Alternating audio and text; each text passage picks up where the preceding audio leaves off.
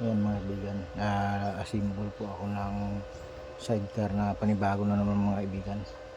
Ito po yung ano na, pasensya na po kayo, yung una ko hindi ko na napakita, nakalimutan ko na naman. Ayan, pero ito ay, pero okay naman to, kahit na ganito na lang, pero makukuha kung sinong hindi pa alam ito magawa mga kaibigan, ganito lang po. Ayan, panoorin nyo na po yung video ko mga kaibigan.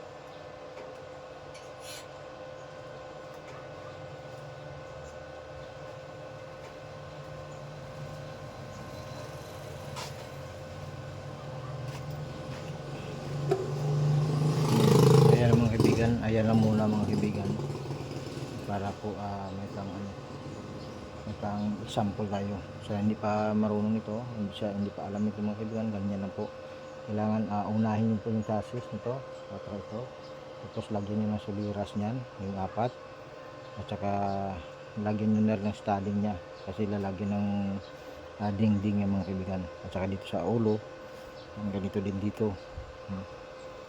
Yan, lagyan mo rin dito. Yan. Okay, hanggang dito na muna mga kaibigan. Bye bye po.